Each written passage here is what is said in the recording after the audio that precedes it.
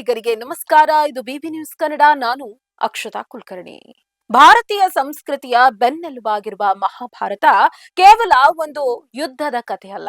ಅದು ದೈವಿಕ ಸಂಕಲ್ಪ ಮತ್ತು ಮಾನವ ವಿಧಿಯ ನಡುವಿನ ಮಹಾ ಸಂಘರ್ಷ. ಈ ಮಹಾಕಾವ್ಯದ ಪ್ರತಿಪಾತ್ರದ ಜನನದ ಹಿಂದೆ ಒಂದು ಅಗಾಧವಾದ ರಹಸ್ಯ ಅಡಗಿದೆ. ಇಂದಿನ ಆಧುನಿಕ ವಿಜ್ಞಾನವು ಪ್ರಯೋಗಾಲಯದ ಶಿಶುಗಳ ಬಗ್ಗೆ ಮಾತನಾಡ್ತಾ ಇದ್ದಾರೆ. ಸಾವಿರಾರು ವರ್ಷಗಳ ಹಿಂದೆಯೇ ವೇದವ್ಯಾಸರು ಅಂತಹದ್ದೇ ಒಂದು ಸೃಷ್ಟಿಯ ಕಥೆಯನ್ನ ಅತ್ಯಂತ ಕಾವ್ಯಾತ್ಮಕವಾಗಿ ವರ್ಣಿಸಿದ್ದಾರೆ. ಇದು ಇಂದಿನ ವಿಜ್ಞಾನಕ್ಕೂ ಸವಾಲು ಹಾಕುವ ವಿಶೇಷತೆಯೂ ಆಗಿದೆ. ಹಸ್ತಿನಾಪುರದ ಚಕ್ರವರ್ತಿ ಪಾಂಡು ವಿಧಿಯ ಆಟಕ್ಕೆ ಸಿಲುಕಿ ಋಷಿಯ ಶಾಪಕ್ಕೆ ತುತ್ತಾಗ್ತಾನೆ. ಪಿತೃತ್ವದ ಭಾಗ್ಯದಿಂದ ವಂಚಿತನಾದ ರಾಜನ ಅಸಹಾಯಕತೆ ಒಂದು ಸಾಮ್ರಾಜ್ಯದ ಅಸ್ತಿತ್ವಕ್ಕೆ ಸವಾಲೊಡ್ಡಿದ ಸಮಯವದು. ಈ ಸಂಧಿ ಕಾಲದಲ್ಲಿ ಕುಂತಿಯ ದುರ್ವಾಸ ಮುನಿಗಳಿಂದ ಪಡೆದಿದ್ದ ದಿವ್ಯ ವರವನ್ನ ಬಳಸಿಕೊಳ್ತಾಳೆ. ದೈವಿಕ ಶಕ್ತಿಗಳನ್ನ ಆವಾಹಿಸುವ ಈ ಪ್ರಕ್ರಿಯೆಯ ಪ್ರಕೃತಿಯ ನಿಯಮಗಳನ್ನೇ ಮೀರಿಸುವಂತಿತ್ತು. ಯಮಧರ್ಮನ ಅಂಶದಿಂದ ಧರ್ಮರಾಯ, ವಾಯುದೇವನ ಶಕ್ತಿಯಿಂದ ಬಲಿಷ್ಠ ಭೀಮ ಮತ್ತು ಇಂದ್ರನ ತೇಜಸ್ಸಿನಿಂದ ಅರ್ಜುನ ಉದಯಿಸ್ತಾರೆ. ಇದು ಕೇವಲ ಜನನವಲ್ಲ, ಬದಲಾಗಿ ಧರ್ಮದ ಪುನರುತ್ಥಾನಕ್ಕಾಗಿ ನಡೆದ ದೈವಿಕ ಯೋಜನೆಯೂ ಆಗಿತ್ತು. ಮುಂದೆ ಮಾದ್ರಿಯು ಇದೇ ಶಕ್ತಿಯಿಂದ ನಕುಲ ಸಹದೇವರನ್ನ ಪಡೆದಾಗ ಪಾಂಡವರ ಈ 5 ಶಕ್ತಿಗಳ ಜನನವಾಗುತ್ತವೆ. ಇತ್ತ ಹಸ್ತಿನಾಪುರದ ಅರಮನೆಯಲ್ಲಿ ಗಾಂಧಾರಿಯ ಕತೆ ಸಂಪೂರ್ಣ ಭಿನ್ನವಾಗಿತ್ತು. 2 ವರ್ಷಗಳ ಸುದೀರ್ಘ ಗರ್ಭಧಾರಣೆಯ ನಂತರವೂ ಫಲ ಸಿಗದಿದ್ದಾಗ ಹತಾಶೆ ಮತ್ತು ಕುಂತಿ ಮೇಲಿನ ಅಸೂಯೆಯಿಂದ ಅವಳು ತನ್ನ ಗರ್ಭವನ್ನ ಹೊಡೆದುಕೊಳ್ತಾಳೆ. ಅಲ್ಲಿಂದ ಹೊರಬಂದ ಮಾಂಸದ ಮುದ್ದೆಯನ್ನ ಕಂಡು ಹಸ್ತಿನಾಪುರವೇ ಸ್ತಬ್ಧವಾಗುತ್ತೆ.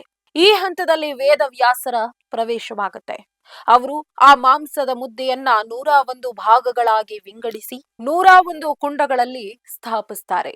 ಇಂದಿನ ಇನ್ವಿಟ್ರೋ ಫರ್ಟಿಲೈಸೇಷನ್ ಅಥವಾ IVF ತಂತ್ರಜ್ಞಾನಕ್ಕೆ ಇದು ಸಾಕ್ಷಿಯಾಗಿದೆ.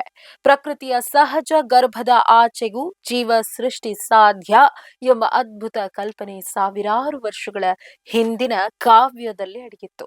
ಇವತ್ತು ನಾವು ಯಾವುದನ್ನು ಆಧುನಿಕತೆ ಅಂದ್ಕೊಳ್ತಾ ಇದ್ದೇವೋ ಅದು ಸಾವಿರಾರು ವರ್ಷಗಳ ಹಿಂದೆ ಬೇರೊಂದು ರೂಪದಲ್ಲಿ ಬಂದು ಹೋಗಿರುತ್ತೆ ಅನ್ನೋದೇ ಈ ನೆಲದ ವಿಸ್ಮಯ. ಆ 101 ಕುಂಡಗಳಿಂದ ಮಕ್ಕಳು ಹೊರಬರುವ ಸಮಯ ಬಂದಾಗ ಮೊದಲ ಕುಂಡದಿಂದ ದುರ್ಯೋಧನ ಉದಯಿಸ್ತಾನೆ. ಆದ್ರೆ ಅವನ ಜನನದ ಕ್ಷಣ ಶಾಂತವಾಗಿದ್ದ ಪ್ರಕೃತಿಯಲ್ಲಿ ಏರುಪೇರು ಉಂಟಾಗುತ್ತೆ.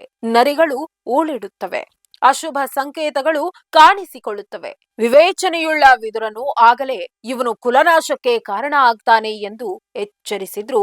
ಮಗನ ಮೇಲಿನ ಕುರುಡು ಪ್ರೇಮದಿಂದ ಧೃತರಾಷ್ಟ್ರನು ಆ ಎಚ್ಚರಿಕೆಯನ್ನ ನಿರ್ಲಕ್ಷಿಸ್ತಾನೆ. ಪ್ರಕೃತಿಯ ಈ ಮುನ್ಸೂಚನೆಗಳೇ ಮುಂದೆ ಕುರುಕ್ಷೇತ್ರದ ಮಹಾನಾಶಕ್ಕೆ ನಾಂದಿ ಹಾಡುತ್ತವೆ. ತಂದೆಯ ಮಮಕಾರವು ಧರ್ಮದ ಹಾದಿಯನ್ನ ಮರೆಸಿದಾಗ ಆ ಕುಂಡಗಳಿಂದ ಜನಿಸಿದ 100 ಜನ ಕೌರವರು ಅಧರ್ಮದ ಹಾದಿ ತುಳಿದ್ರು. ಪಾಂಡವರು ದೈವಿಕ ಗುಣಗಳ ಪ್ರತಿರೂಪವಾಗಿ ಜನಿಸಿದ್ರೆ ಕೌರವರು ಆತುರ ಮತ್ತು ಅಸೂಯೆಯ ಪರಿಣಾಮವಾಗಿ ಜನಿಸಿದ್ರು. ಕುಂತಿಯ ತಾಳ್ಮೆ ಮತ್ತು ಗಾಂಧಾರಿಯ ಅವಸರವೇ ಆಯಾ ವಂಶದ ಭವಿಷ್ಯವನ್ನ ನಿರ್ಧರಿಸಿತು. ಮಹಾಭಾರತದ ಈ ಜನನ ಪ್ರಕ್ರಿಯೆಗಳು ನಮಗೆ ಒಂದು ಸಾರ್ವಕಾಲಿಕ ಸತ್ಯವನ್ನ ಸಾರುತ್ತವೆ. ಸೃಷ್ಟಿಯ ಮೂಲ ಎಷ್ಟೇ ವಿಭಿನ್ನವಾಗಿದ್ರೂ ವ್ಯಕ್ತಿ ಬೆಳೆಯುವ ಹಾದಿ ಮತ್ತು ಅವನ ಗುಣಗಳು ಮಾತ್ರ ಜೀವನದ ಅಂತಿಮ ಫಲಿತಾಂಶವನ್ನ ನಿರ್ಧರಿಸುತ್ತವೆ.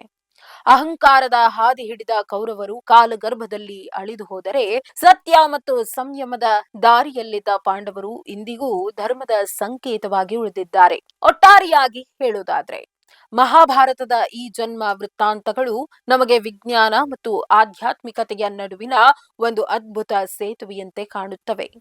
ಹಸ್ತಿನಾಪುರದ ಅಂಗಳದಲ್ಲಿ ನಡೆದ ಈ ವಿಲಕ್ಷಣ ಘಟನೆಗಳು ಕೇವಲ ಕಥೆಗಳಲ್ಲ, ಅವು ಮಾನವ ಜೀವನದ ಏಳು ಬೀಳುಗಳ ಸಂಕೇತಗಳು. ವೇದವ್ಯಾಸರ ಈ ಲೇಖನೀಯ ಶಕ್ತಿ ಸಾವಿರಾರು ವರ್ಷಗಳ ನಂತರವೂ ನಮ್ಮನ ಚಿಂತನೆಗೆ ಹಚ್ಚುತ್ತವೆ ಅನ್ನೋದೇ ಈ ಮಹಾಭಾರತದ ನಿಜವಾದ ಶಕ್ತಿ. ಇದಾಗಿತ್ತು ಈ ಹೊತ್ತಿನ ಪುರಾತನ ಕಥನ. ಸಮಗ್ರ ಸುದ್ದಿಗಳಿಗಾಗಿ ಸದಾ ಗಮನಿಸಿ ಬಿಬಿ ನ್ಯೂಸ್ ಕನ್ನಡ. ಇದು ಕನ್ನಡಿಗರ ಪ್ರತಿಧ್ವನಿ.